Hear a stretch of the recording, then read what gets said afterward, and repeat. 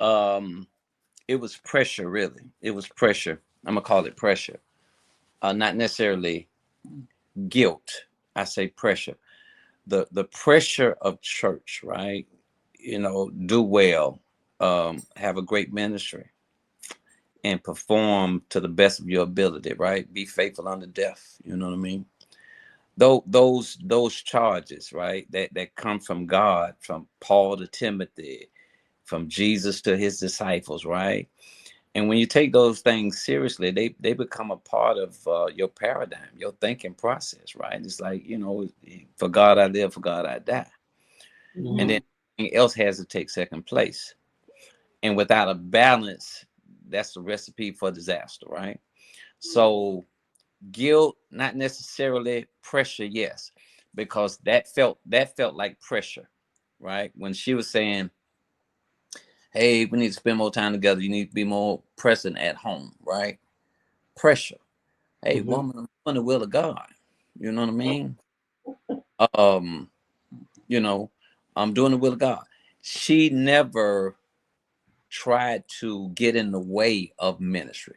I don't want to even try to give that impression, right? She never got in the way of ministry, but there was something that she needed, and then the pitch of that got higher and higher.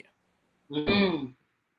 So then when it got way up here, it was so loud that I didn't want the church to hear it because they Yeah. had something here. And what happened with us, here's some of the anecdotals. Some of the anecdotals was I'm at the back door shaking hands after Sunday service.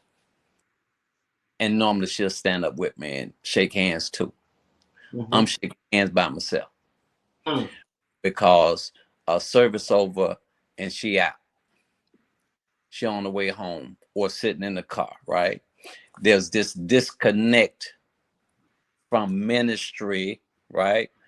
Because there's a deficit, if you will, right? And she's not good at pretending either, right? She don't do that. And so there's real deficit. And so I said, man, it's getting loud and loud. Like, hey, but then where's Sister Dane's at? Uh, she around here somewhere, you know. I know she at the house already, you know what I mean? Yeah. Yeah.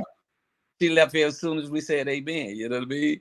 And it's not that she was antisocial, but it was just I was growing spiritually in the church in a way that was kind of leaving her behind, Mm. if that makes sense. Instead of bringing her along with me, we grow together.